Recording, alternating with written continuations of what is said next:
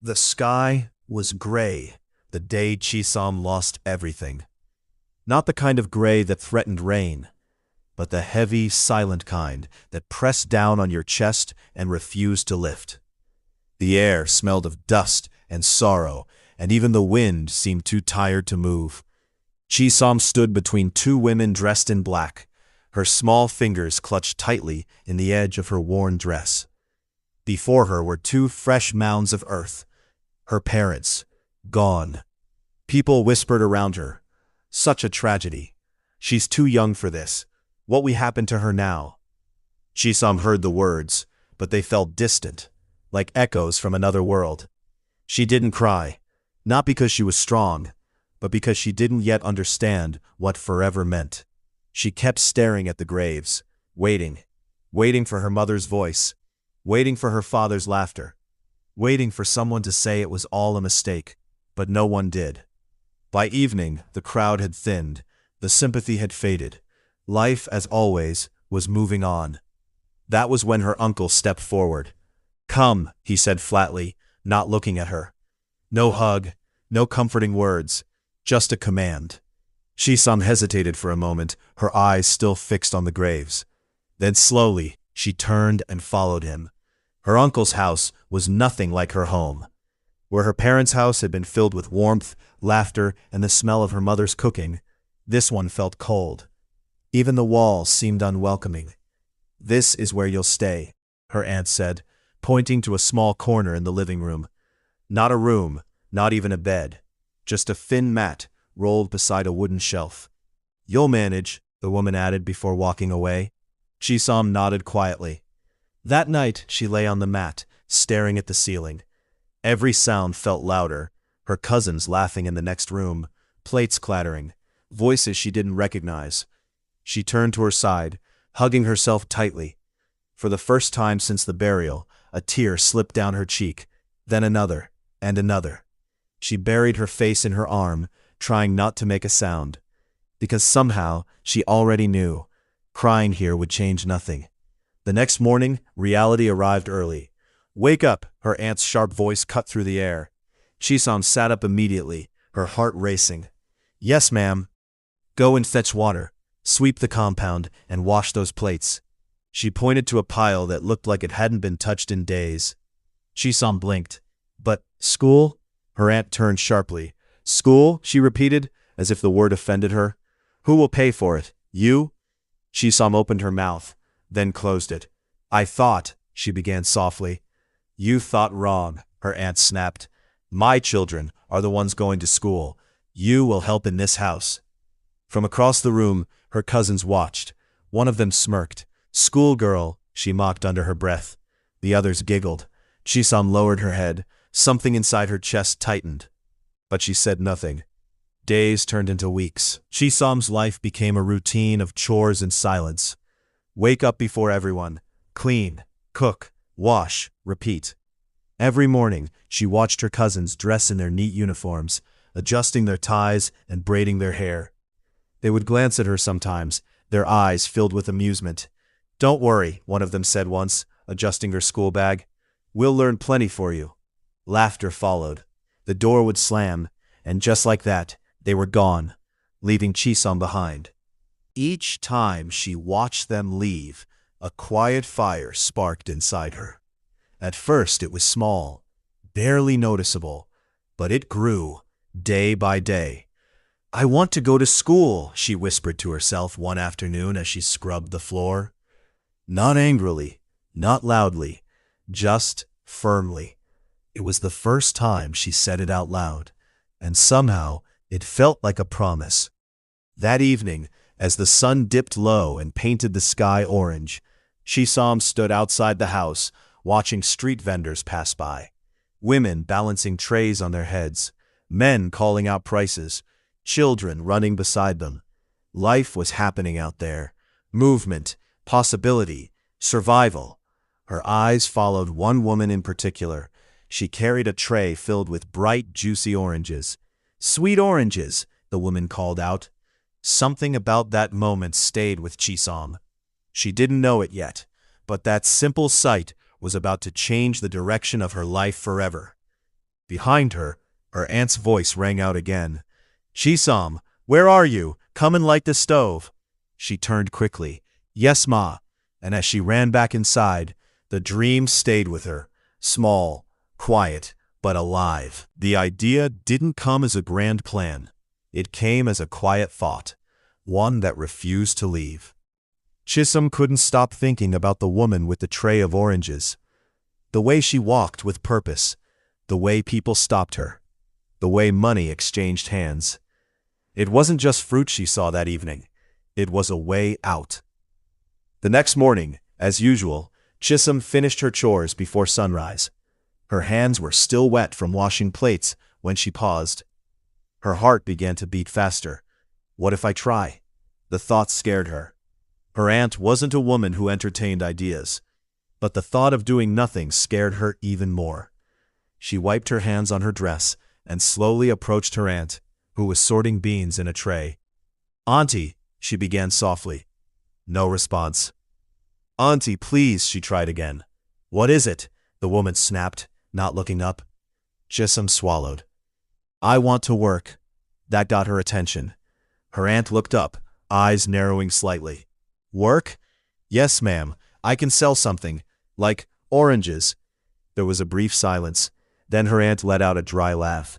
"So now you want to become a trader?" Chisom lowered her eyes. I want to save money." "For what?" her aunt asked sharply. Chisom hesitated. Then quietly but clearly, "For school." The air changed. Her aunt's face hardened. "You're still thinking about that nonsense?" Chisom said nothing, but she didn't take it back. Her uncle, who had been listening from the corner, finally spoke. "Let her go," he said casually. "At least she won't be eating for free." That was all it took. Her aunt shrugged. "Fine," she said, "but don't expect any money from me." "I won't, ma'am," Chisom replied quickly. "And whatever you bring back, don't start crying if it finishes." Chisom nodded. "I understand." But deep down, she knew she didn't. Not yet. That same day, with a small amount of borrowed money from a neighbor who pitied her, Chisom stood in front of a local market stall. Her fingers trembled slightly as she handed over the money. The woman behind the stall eyed her. "You sure you can sell these?" she asked. Chisom nodded, even though her heart was pounding. "Yes, ma'am." A small basket of oranges was placed before her. Bright, fresh, full of promise, and suddenly, very heavy. The first time she carried the tray on her head, she almost lost her balance. The weight pressed down on her neck, unfamiliar and unforgiving. "Stand straight," an older hawker shouted at her. "If you bend, it will fall." Chisom adjusted herself quickly, trying to copy the others. Her legs felt unsure, her voice even more so. But she took a step, then another, and just like that, she stepped into a new world. "Oranges," she called out softly. No one answered. She tried again. "Sweet oranges." People walked past her, ignored her. Some didn't even look at her. Her throat felt dry. Her confidence began to slip. "Maybe I can't do this." She watched other hawkers. They were louder, bolder, stronger. "Sweet orange, very sweet," one woman shouted confidently, drawing customers instantly. Chisom took a deep breath. Then she tried again, this time louder. "Sweet oranges, fresh oranges." A man stopped. "How much?" Her heart jumped. She almost forgot the price. "F5 for," she stammered, then quickly corrected herself. "5 for 50, sir." The man looked at her for a moment, then nodded. "Give me." Her hands shook as she picked the oranges. When the money touched her palm, something changed. It was small, just a few notes. But to Chisom, it felt like power. By afternoon, the sun became harsh. Her feet ached. Her neck burned from the weight of the tray. Sweat trickled down her back. Some people tried to cheat her. "Remove one more," a woman insisted, after already paying less. Chisom hesitated. She remembered her aunt's warning, "Don't come back crying." Slowly, she shook her head. "No, ma." The woman frowned and walked away. Chisom's chest tightened, but she stood her ground. As the day went on, she sold more. Not everything, but enough. Enough to feel hope. When she returned home that evening, exhausted and dusty, her cousins were waiting. They stared at the tray. "Look at her," One of them laughed. Orange seller. The others joined in. Street girl. Market child. Chisom said nothing. She simply walked past them and set the tray down carefully. Inside, her aunt glanced at her briefly. So? She asked. Chisom opened her palm and showed the money. Her aunt's eyes flickered, just for a second. Then she looked away. Keep it well, she muttered. Later that night, after everyone had eaten and gone to sleep, Chisom sat on her mat. The room was quiet. The same ceiling, the same space, but something felt different. She opened her small cloth purse and counted the money again. Slowly, carefully, a small smile crept onto her face. For the first time since she arrived in that house, she felt in control of something. Then she remembered something important. The tray. She rushed quietly to where she had kept it, and froze. Her cousin sat there, eating her remaining oranges. No, no, please, she whispered urgently. That's my profit. They laughed, juice dripping from their fingers. Relax, one said mockingly. We're helping you. Tears filled her eyes. You don't understand, she said, her voice breaking. That's my school money. But they didn't stop. They never did. That night, Chisom lay awake, staring into the darkness. Tears slid silently into her ears. Her chest ached, not just from exhaustion, but from something deeper. Frustration, pain, loneliness. God, she whispered, her voice trembling, are you really there? No answer came, only silence. But even in that silence, something refused to die. A quiet voice inside her whispered, try again tomorrow. And slowly, through tears and pain, Chisom closed her eyes. The days began to blur. Morning chores, the long walk under the sun, sweet oranges, fresh oranges, return home, mockery, silence, repeat. At first, Chisom counted every coin with excitement, then with hope. But now, she counted with fear. Because no matter how hard she worked, something always went wrong. Rain would fall unexpectedly and scatter customers. Stronger hawkers would push her aside. Some days, she returned with almost nothing. Other days, she returned with something and lost it anyway. That evening was worse than most. The sky had been unusually hot all day, the kind that drains strength from your bones. Chisom had walked farther than usual, her voice hoarse, her legs trembling. Still, she didn't give up. By sunset, she had managed to sell almost everything. Almost. She held on to the last few oranges tightly. This one will complete today's profit. She whispered it to herself like a prayer. When she reached home, her body felt like it didn't belong to her anymore. Her feet dragged, her shoulders ached. But her heart carried a small victory. Today was better. She stepped into the compound quietly. Too quietly. Because silence in that house was never a good sign. She walked toward where she usually kept her tray, and stopped. Empty. Her heart skipped. No, no, she muttered, rushing forward. There, behind the house, her cousin sat in a circle, laughing, peeling, eating her oranges. Something inside her snapped. Stop, she cried, louder than she ever had before. They turned, surprised. For a moment, just a moment, there was silence. That's mine, she shouted, her voice shaking. I worked for it. That's my money. One of them smirked. Then work again tomorrow. Laughter followed. But Chisom didn't move this time. She stood there, fists clenched, her chest rising and falling rapidly. I said stop, she whispered. But they didn't. They never did. That was the moment something broke. Not just her patience, not just her voice, but something deeper. Something she had been holding together for too long. She turned slowly and walked away. No shouting, no fighting. Just silence. But this time, it wasn't the silence of endurance. It was the silence of someone reaching their limit. That night, the house slept as usual. But Chisom didn't. She sat outside, alone, under the dim light of a flickering bulb. The world felt too big, too unfair, too heavy for a girl her age. Her hands rested on her lap, empty.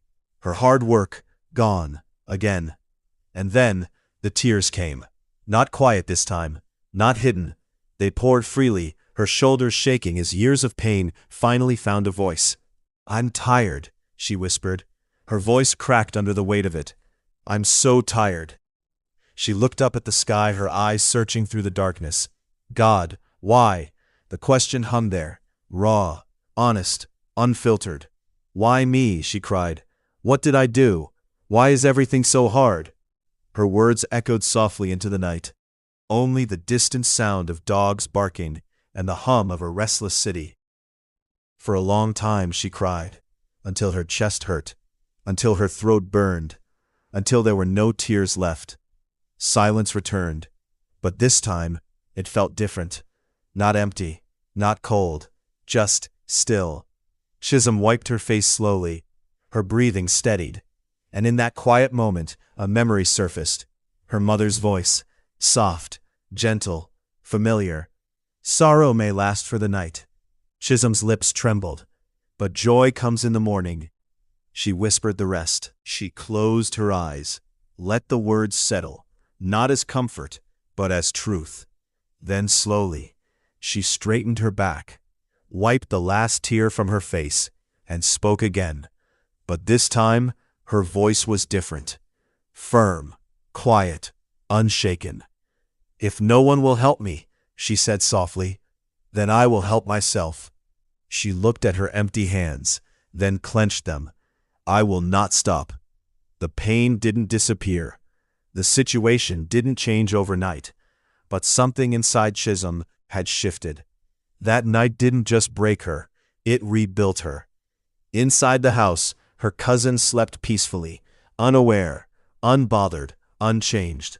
But outside, under that weak bulb, a different kind of strength was being born. Not loud, not visible, but dangerous. The kind of strength that doesn't quit. Chisholm lay down on her mat later that night, her body still aching, her heart still heavy, but her mind clear, focused, resolved. As sleep slowly took her, one thought echoed quietly within her. "Tomorrow, I try again." And somewhere deep inside, morning was already beginning. The next morning, Chisholm woke up before the rooster crowed. Not because her aunt shouted, not because of chores, but because something inside her refused to sleep any longer. Her eyes opened slowly, adjusting to the darkness. For a brief second, she felt the weight of the previous night, the pain, the loss, the tears. But then, she remembered her words, "I will not stop." She sat up quietly. No hesitation this time, no fear, just purpose. By sunrise, her chores were already done, faster than usual, cleaner than usual. Even her aunt noticed. "You're suddenly serious today," she muttered suspiciously. Chisholm said nothing. She simply picked up her empty tray. This time, she didn't walk to the market with uncertainty. She walked with intention. Her steps were quicker, her eyes sharper, her mind alert. At the market, the same woman from before raised an eyebrow. "You came back," she said. Chisholm nodded. "Yes, ma." The woman studied her for a moment, then smiled faintly. "Good. That's how traders survive." This time, Chisholm didn't just buy oranges blindly. She watched, carefully. She noticed which ones were brighter, which ones customers picked first, which ones sellers pushed to the front. "Those ones spoil faster," the woman said casually, catching her staring. Chisholm nodded, absorbing every word. "Thank you, ma." Back on the street, things felt different. Not easier, but clearer. "Sweet oranges, fresh oranges," she called out. Louder now, more confident. Her voice carried. People turned. A woman stopped. "How much?" Chisholm smiled slightly. "5 for 50, ma. Very sweet." The woman hesitated. "Make it 6. Chisholm paused. Yesterday she would have agreed immediately, but today she shook her head politely. "I can add 1 small one, ma, but not 6. The woman looked at her surprised, then nodded. "Okay, give me." It was a small moment, but a powerful one. Chisholm was learning. As the hours passed, she began to observe more, where crowds gathered, what time people bought the most, which spots were better for selling. She noticed that near the bus stop, people were always in a hurry, but they bought quickly. Near the school gates, students bargained too much. Near offices, workers preferred fewer but bigger fruits. Information, patterns, opportunity. By midday, something unexpected happened. Another hawker tried to push her aside. "Move, this is my spot," the woman snapped. Chisholm stepped back slightly, but didn't leave. "I will stand here small, ma," she said calmly. The woman hissed and walked away. Chisholm's heart pounded, but she didn't run. That evening, she counted her money. More than yesterday. Not a miracle, but progress. When she returned home, she didn't go straight inside. This time, she thought ahead. She took a small portion of her remaining oranges and hid them behind an old container outside. Only then did she enter. Her cousins were already watching. "Ah, orange seller is back. Hope you brought enough for us," another added. Chisholm forced a small smile. "There's nothing left," she said simply. They rolled their eyes. Selfish girl. But they didn't search. They didn't find anything. Later that night, when everyone had gone to sleep, Chisholm quietly stepped outside. She retrieved the hidden oranges, sat down, and ate one slowly, not out of hunger, but out of victory. For the first time, she had protected her profit. She counted her money again, under the dim light. This time, she didn't just smile. She planned. "If I save this much every day," she murmured, calculating in her head, "I can pay for books, maybe even school." Her heart beat faster, not with fear, but with possibility. Days turned into weeks, and something became clear to everyone. Chisholm was changing. She walked faster, spoke smarter, sold better. Even her posture changed.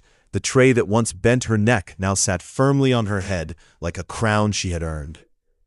Customers began to recognize her. "The small girl with sweet oranges," one man said. "Give me the usual," another added. She smiled more now. Not because life was easy, but because she was getting stronger. At home, the mockery didn't stop, but it didn't hit the same anymore. "You think you're a big businesswoman now?" her cousin teased. Chisholm didn't reply.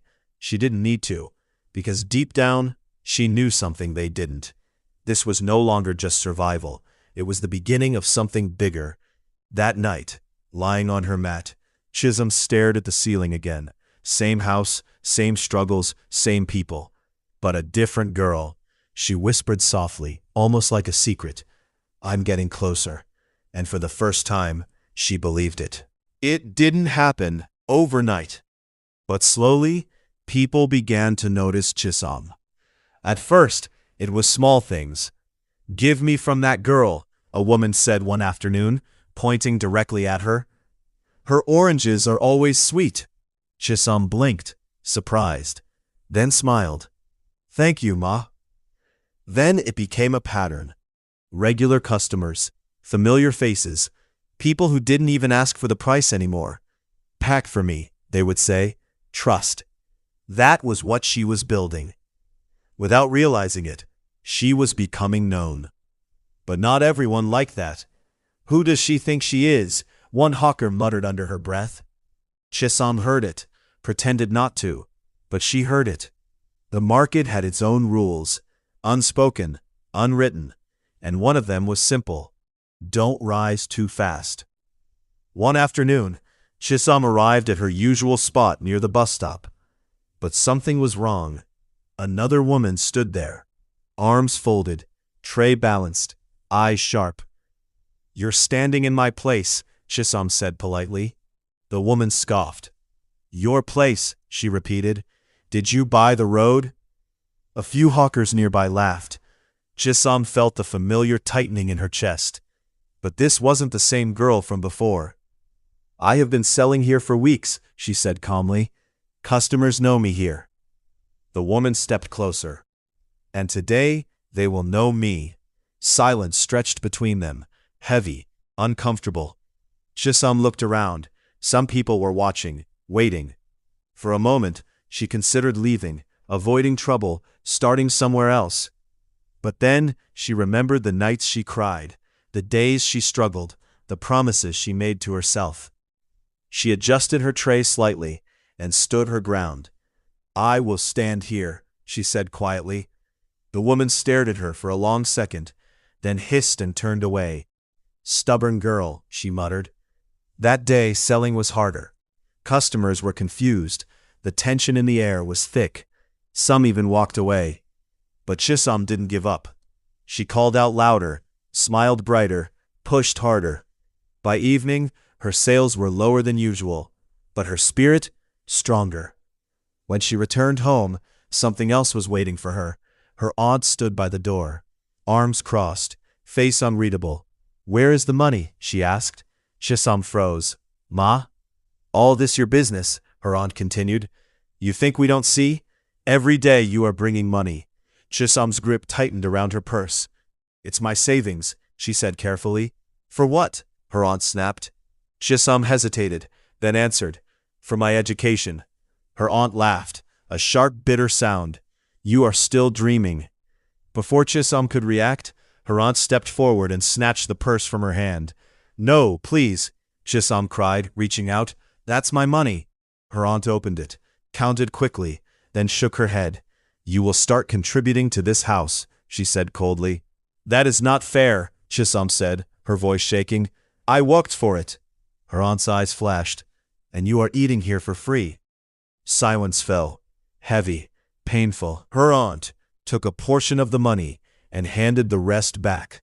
"Next time, don't argue," she warned. Chisom stood there, frozen, her fingers trembling as she took what was left. It felt like something had been taken from deeper than her pocket. That night, she didn't cry like before. No loud sobs, no breaking down, just quiet tears slipping into the darkness. But something else was there too. Something new, something dangerous. Anger.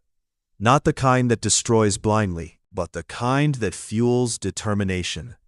She sat up slowly, held the remaining money tightly, and whispered to herself, "They can take some, but they can't stop me." The next day, she woke up earlier than ever. If the market became harder, she would become smarter.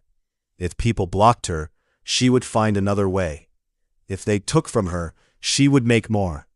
At the market, she didn't go straight to the bus stop. Instead, she explored. New streets, new corners, new opportunities, and that was when she found it. A small junction, busy, crowded, underserved, no dominant hawker. Chisom smiled. "This one," she whispered, "is mine." By midday, her tray was half empty. By evening, almost finished. As she counted her money that night, one thing became clear. Every obstacle had forced her to grow.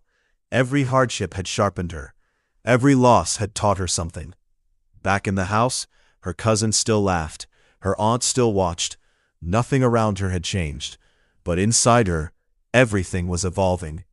She lay down on her mat, staring at the ceiling once again. But this time, her thoughts were different. Not about survival, not about pain, but about strategy. "How do I grow this?" she murmured softly. Because Chisom was no longer just a girl trying to survive. She was becoming something else, something bigger. By the time Chisom turned 17, the market no longer felt like a place of struggle. It felt like a place she understood. Not because it was kind, but because she had learned its language. Timing, demand, attention, movement. She no longer shouted randomly like she used to. She positioned herself where footsteps converged. She adjusted her prices based on the flow of customers. She watched people the way others watched weather. And slowly, her small orange tray became something reliable. People started to look for her. "Where is that quiet girl with sweet oranges?" they would ask. Chisom had become consistent. And consistency, in a place like that, was power. But inside her, there was always one goal: school. Not the one she was forced out of, not the one she watched from afar, the real one, university. Every night she sat on her mat and counted her savings, carefully, silently, like a ritual. She didn't trust anyone with it, not even the air around her. because she had learned early, anything visible could be taken. "I'm getting closer," she would whisper to herself. Then she would add numbers in her head, subtract expenses, recalculate again. 2 years passed like that. Not easy, not comfortable, but focused. Then one morning, she did something different. She went to a cyber cafe. It was her first time stepping into a place like that alone. The hum of computers made her nervous. The screens looked like another world. But she walked in anyway, sat down, and asked for help. "I want to check admission list," she said softly. The attendant raised an eyebrow, but helped her. Her fingers trembled as she typed her details. Enter, loading.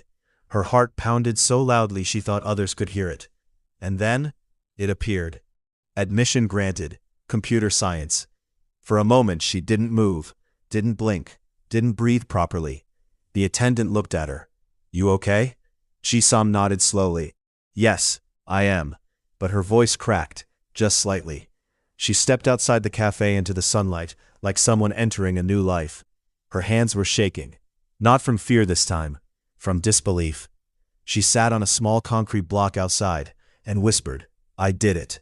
Then again, softer, "I actually did it." And for the first time in years, she smiled without pain behind it. That evening, she went home earlier than usual. Her aunt frowned. "You're back early." Chisam didn't answer immediately. She stood still for a moment, then spoke. "I got admission." Silence, then laughter. Her cousins burst out laughing. "Admission?" one repeated. "You?" The other shook her head. "Into where? Orange School?" More laughter. Her aunt didn't laugh. She just stared, then finally said, "Who will pay?" That question hit harder than mockery, because it was real. Chisam didn't answer immediately. She went to her corner, opened her hidden bag, and brought out her savings, neatly wrapped, protected like treasure. She placed it on the table. She said. Her aunt counted it quickly, then frowned. "It is not enough." Those words didn't surprise her. She had expected it, but hearing it still hurt. That night, sleep didn't come, not easily. She lay awake staring at the ceiling, listening to the familiar sounds of the house, the same life, but her mind was elsewhere. "I got in, but I can't go." The thought pressed heavily on her chest. For the first time in years, doubt crept in again, not about her ability, but about her resources. She sat up suddenly, reached for her small notebook, the one where she wrote everything, expenses, sales, savings, plans, and she stared at it for a long time. Then she whispered, "There has to be another way." The next morning, she made a decision. Not loud, not dramatic, but final. She would continue university, even if it meant doing more, even if it meant sacrificing more, even if it meant rebuilding everything again. But life, as always, had its own timing, because that same week, her salesgirl didn't show up again, and a customer complaint turned into a loss, and for the first time in a long time, her savings began to shrink faster than they grew. Reality was knocking again, harder this time. And Chisholm realized something painful. Getting admission was not the finish line. It was the beginning of a more expensive fight. That night she sat outside her room again. Money spread before her, fewer than before, not enough anymore. She closed her eyes and exhaled slowly. "I can't stop now," she whispered, not as hope, but as refusal. Somewhere deep inside her, a new version of her was being tested. Not the hawker, not the student, something in between, something building, something waiting to emerge.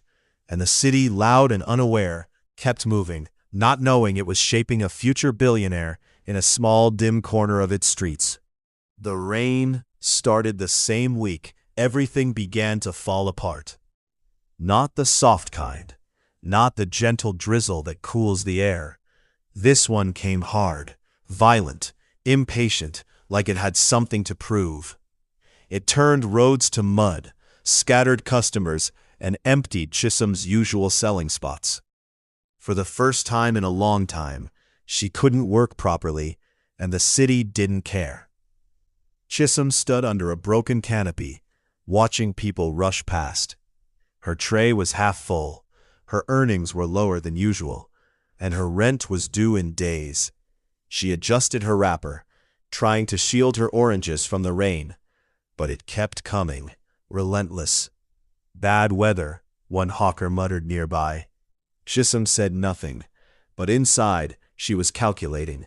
Losses, days left, university fees, food, everything was stacking up again. By evening she returned home soaked. Her aunt didn't even look up. "Your money?" she asked immediately. Chisholm handed it over silently. Her aunt counted it, then frowned. "This is small." Chisholm's throat tightened. "The rain affected sales, Ma." Her aunt scoffed. "Excuses don't pay bills." That night Chisholm didn't eat much, not because there was no food, but because her mind was too full. She sat on her mat, staring at her admission letter pinned carefully on the wall. Computer science, a dream she had fought too hard for, but now it felt fragile. The next morning, something worse happened. She went to the university for clearance, her first real step into official student life. But at the gate, she stopped. A notice board, a crowd, whispers. She walked closer and saw it. "Students with unpaid fees will not be allowed to continue registration." Her name wasn't listed, but she understood what it meant. She was next. Her hands went cold. For a moment the noise around her disappeared. All she could hear was her own heartbeat, slow, heavy, uncertain. She stepped back and sat on a nearby bench. For the first time in a long time, she didn't know what to do next. "Chisholm," a voice interrupted her thoughts. She looked up. One of her coursemates stood there, well-dressed, confident. "Why are you sitting like this?" he asked casually. She forced a small smile. "Just thinking." He glanced at the notice board, then back at her. "Fees again?" She didn't answer, but she didn't need to. He sighed. "Some people are just not built for university stress," he said lightly, not cruelly, but carelessly. Then he walked away. Those words stayed behind, like dust in the air. That evening, Chisholm made a decision she didn't want to make. She would increase her selling hours, morning and evening, double effort, less sleep, more work, because stopping was not an option. But life has a way of testing even the strongest resolve. 2 days later, her salesgirl finally stopped showing up completely. No warning, no explanation, just gone. And Chisholm had to choose: go to class or run her kiosk. The first time she missed lectures, it felt temporary. The second time, it felt necessary. By the third time, it felt like slipping. Her lecturers noticed. Her absence was recorded, her name mentioned, warnings issued, and still, the kiosk needed her, because without it, there was nothing. One afternoon, she stood in her small shop, counting change with tired hands. A customer waited, another called her. Someone bargained loudly outside, and her phone buzzed again. Lecture missed, assignment due, rent overdue, everything at once. She froze, just for a moment. Then, whispered to herself, "I can't do both anymore." That night she sat outside her room longer than usual. The air was cold, quiet, heavy. She thought about quitting school, properly this time. Not emotionally, but practically, because survival was not giving her space to dream. Inside the house, laughter echoed from her cousins. Life continued, as always, unbothered. Chisholm looked up at the sky, clouded, still no stars, and she whispered, "If I continue like this, I will lose everything." Then a different thought followed, quiet, dangerous, clear. What if I pause school and build something from here? The idea scared her, but it also made sense, too much sense. She stood slowly, walked back inside, and stared at her admission letter again, longer this time. Not with excitement, not with pride, but with conflict. And for the first time since her journey began, Chisholm didn't know which direction was forward. The night was unusually quiet. Even the city outside seemed to hold its breath, as if it knew something important was happening inside that small, dim room. Chisholm sat on her mat, knees pulled close to her chest, staring at the same admission letter she had once cried over in joy. Now it felt heavier, Not paper, not hope. Pressure. Her mind kept replaying everything at once. The kiosk, the lectures she missed, the unpaid fees, the rain that ruined her sales, the empty chair where her salesgirl used to sit, and the growing list of problems that never seemed to end. She exhaled slowly. "I can't keep doing both," she whispered. Her voice didn't shake this time. It was calm, but tired, deeply tired. For a long time, she just sat there. No tears, no panic, just thought. Then she stood up, walked to her small wooden table, opened her notebook, and wrote 2 words at the top of a clean page: choice time. She paused, then drew 2 columns: university path, kiosk path. Under university, she wrote fees, lectures, transport, time, stress. Under kiosk, she wrote money, independence, survival, control. She stared at both lists, and something became painfully clear. University was her dream, but the kiosk was her reality, and reality was winning. She leaned back slowly. Her eyes drifted to her small corner shop inventory. Few remaining goods stacked neatly: bread, milk, oranges, small things, but they kept her alive. "If I stop the shop," she murmured, "I die slowly." Then she looked at her admission letter again. "If I stop school, I lose the dream." Silence followed, heavy, unforgiving. Her heart tightened, because there was no perfect answer, only consequences. And then she remembered something. Not her aunt, not her cousins, not even her lecturate. She remembered herself, the girl who cried in the night, the girl who refused to stay broken, the girl who said, "I will not stop." Her breathing steadied. Slowly, something shifted. Not certainty, but clarity. She closed the notebook, then reopened it, and wrote underneath both columns, "What if I don't choose one, but build from one?" A new idea began to form, unclear, unshaped, but alive. She whispered softly, "What if I use the kiosk to fund something bigger?" Her eyes narrowed slightly. "What if I learn something that can grow beyond selling?" That night she didn't sleep. She searched, not on paper, not in thought, but in possibility. The next morning she did something unexpected. She skipped the market. Not because she was giving up, but because she was looking for answers elsewhere. She went to a cyber cafe, again, but this time, not as a student checking results, as someone searching for direction. She sat in front of the computer, staring at the screen like it held secrets. "Madam, what do you want?" the attendant asked. Chisholm hesitated, then said quietly, "I want to learn something that can change my life." The man chuckled softly. "Many things can change life." "What exactly?" She paused, then spoke clearly. "Computers." That word felt different in her mouth. Lighter, stranger, more powerful. He helped her open basic learning pages, programming, software, coding. She watched as strange symbols appeared on the screen. Lines she didn't understand, but something about them intrigued her. "This is what people use to build apps," the attendant explained casually. Chisholm leaned forward. "Apps?" "Yes, phones, websites, systems." Something inside her clicked. Not loudly, but deeply. She whispered, "So, people can build things from here?" The man nodded. "Of course." And in that moment, everything shifted. Not her life, not yet, but her direction. That evening, she returned home later than usual. No oranges, no tray, no money. Her aunt frowned immediately. "Where is your selling money?" Chisholm looked up, and for the first time, her answer was different. "I didn't go to the market today." Silence, then irritation. "You are now lazy?" Chisholm shook her head. "No," then added, "I went to learn something." Her aunt scoffed. "Learn what will feed you?" Chisholm didn't argue. Not because she agreed, but because she no longer needed approval.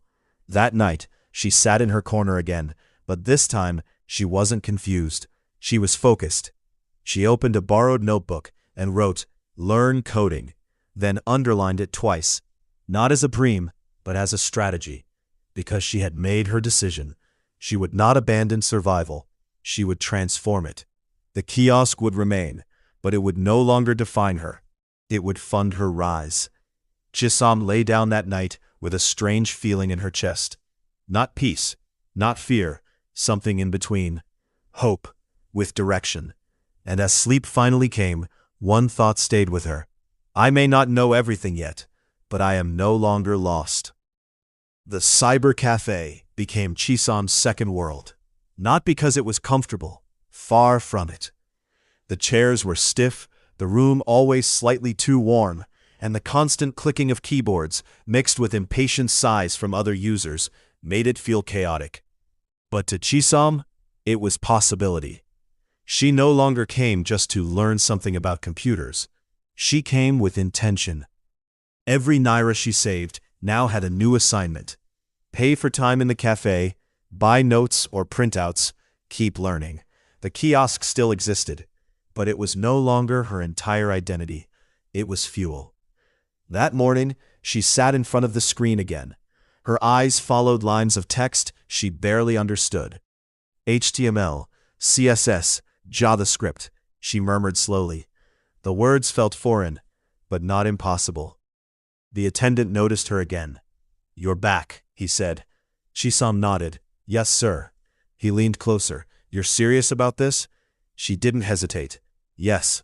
Something about her tone made him stop asking questions. He just nodded. Good. Start here. He opened a simple page, a blank white screen, then typed, HTML, Hello World H1. This is your first code, he said. Chisom stared at it. That single line, so small, so simple, but somehow powerful. She whispered, This is what builds apps? He smiled faintly. Yes, everything starts small. Those words stayed with her. Everything starts small. That evening, she went back to her kiosk, but something had changed. She wasn't just selling anymore. She was thinking, observing, connecting dots. A customer struggled to remember prices written on paper. Another complained about confusion with change. Someone else asked repeatedly for availability of items. And suddenly, Chisom saw something. What if this could be organized better? That night, instead of sleeping immediately, she opened a borrowed notebook and wrote, Problems I see in my kiosk. She listed, customers forget prices, manual tracking causes errors, no proper record of sales, hard to track profit. She paused, then wrote at the bottom, there must be a better way. The next day, she returned to the cyber cafe with a different energy, not just learning, but building. Sir, she asked, can I try writing it myself? The attendant raised an eyebrow. You just started. Chisom nodded. I know, but I want to try. He shrugged. Go ahead. Her fingers hovered over the keyboard, nervous, uncertain. Then she typed, HTML, H1, my shop, H1, prices and products. She stared at it. Nothing special, just text. But her heart beat faster, because it was hers. She clicked refresh, and there it was, her first creation. It wasn't impressive, not to anyone else, but to Chisom, it was proof. She could build something.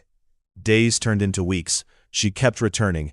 Every session something new. Buttons, layouts, basic structures. Mistakes, fixes, confusion, breakthroughs. There were days she almost cried in frustration. Why is this not working? She whispered once, staring at broken code. The attendant laughed softly. Welcome to coding. But she didn't stop. That was the difference. Back at the kiosk, she started experimenting, carefully, quietly. She wrote down items in structured ways. She tried organizing sales differently. She began thinking like a builder, not just a seller. One afternoon, a regular customer said, You're more serious these days. Chisom smiled slightly. I'm learning something new. The man nodded. Good. People like you go far. Her aunt frowned more often now. You are wasting time with that computer thing, she warned. Chisom didn't argue. She simply continued. Because something inside her had shifted. She was no longer just reacting to life. She was designing it. One evening, after closing her kiosk, she sat alone and looked at her notes. Pages filled with ideas, observations, simple code snippets, half-built thoughts, and suddenly, a clearer idea formed. What if I build a system, she whispered, that helps small sellers track everything? Her eyes lit up slightly, like a door opening. It wasn't fully formed yet, but it was real. That night she wrote one sentence at the top of her notebook. I am not just learning coding, I am building solutions. She underlined it once, then again. Outside, the city moved as usual, busy, unaware, loud. But inside a small room, a girl who once sold oranges was quietly becoming something else. Not a student, not a hawker, not a victim of circumstance, a creator. Chisom didn't sleep much that week, not because she was forced to stay awake, but because her mind refused to slow down. Everywhere she went, she saw problems now, not just situations. The kiosk, the customers, the confusion, the losses, the repeated questions, and each problem came with the same quiet follow-up in her mind. There should be a better way. The cyber cafe had become her laboratory. She no longer sat there confused in front of the screen. Now she came with notes, ideas, small goals. Today, build something that can list items. Tomorrow, make it update prices. Next, maybe calculate sales. Step by step, small by small. Still here again? The attendant asked one afternoon, half amused. Chisom nodded. Yes, sir. He leaned on the counter. You know, most people give up after the first week. She didn't look away from the screen. I'm not most people. That wasn't pride. It was quiet certainty.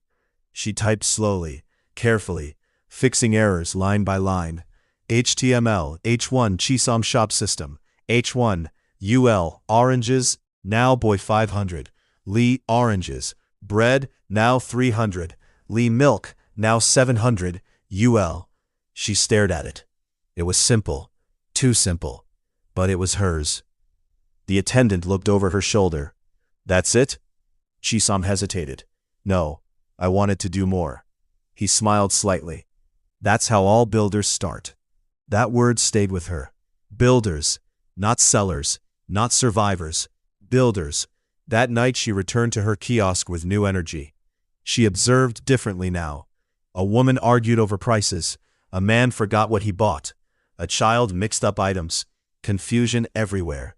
Every small moment felt like a missing piece. She sat on a small stool after closing and whispered to herself, what if I could remove all this confusion? Her eyes narrowed slightly. What if I could make this easier? The next day she tried something new. She didn't just write code. She connected it. She learned how buttons worked, how pages changed, how input could be stored. And for the first time, something responded to her actions. She clicked a button she created, and the screen changed. Her breath caught. It works, she whispered. Then louder. It actually works. The attendant looked over. You built something? Chisom nodded quickly. Yes. He came closer and saw it. A simple system, not fancy, not polished, but functional. He paused. Wait, you made this yourself? Chisom nodded again. Her hands were slightly shaking. Yes, sir. He leaned back slowly. That's actually good for someone starting. It wasn't praise, but it wasn't dismissal either. And for Chisom, that was enough. From that day, something shifted. She started improving it, adding small features, a total calculator, a cleaner layout, a way to adjust prices. Each improvement came with struggle. Each struggle came with learning. Some nights she almost gave up. Why is this so hard? She muttered once, staring at broken code. But she remembered something. Everything starts small. Back at the kiosk, she began quietly testing ideas. She wrote sales differently. She tracked items more carefully. She started noticing patterns she never saw before. Losses, profits, best-selling items, slow days. One evening, a regular customer watched her carefully. You are different these days, he said. Chisom smiled faintly. I am trying something. He nodded. Whatever it is, keep it up. But not everyone understood. Her aunt still didn't. This computer thing will not feed you, she said one morning. Chisom didn't argue. She just continued working. Because she had stopped trying to explain her future to people who couldn't see it. Then came the moment that changed everything. At the cyber cafe, she built something slightly more structured. A simple interface where she could add items, remove items, track totals. She tested it again and again, then called the attendant. "Please try it." He clicked, typed, clicked again, and nodded slowly. This could actually help small shops. Those words hit differently. Not interesting, not nice, but useful. Chisam's heart raced. "Really?" He nodded. "Yes, especially people like you." That night she couldn't stop thinking. Not about school, not about selling, but about scale. If it helped her, could it help others? Could it become something bigger? She wrote in her notebook, "Build a simple shop management system for small traders." Then paused, looked at it, and added, "Start with me." Outside, Lagos was loud as always. Traffic, voices, movement, survival. But inside her small world, something new had started breathing. Not just a skill, not just a side idea, a direction. And Chisam, the girl who once balanced oranges on her head under the sun, was beginning to build something that could never be taken away so easily. She didn't set out to build a company. She set out to survive. A girl who once hawked oranges just to stay in school. A girl who coded in noisy cyber cafes with borrowed time and borrowed hope. Somehow became the name on a glass door. Chisam Labs. But success has a way of changing the game before you're ready for it. Because now it wasn't just about building software anymore. It was about investors watching her every move, competitors quietly studying her idea, and a system that suddenly wanted to control what she created. The same simplicity that made her product powerful was now being questioned. The same dream that saved her was now under pressure to scale faster than she ever imagined. And for the first time, Chisam is no longer fighting to get in. She is fighting to stay true while the world pulls her in every direction. Because in part 2, success is no longer the goal. Survival at the top is. And the higher she rises, the more expensive every decision becomes. Like and subscribe for part 2, because Chisam's real test is just beginning.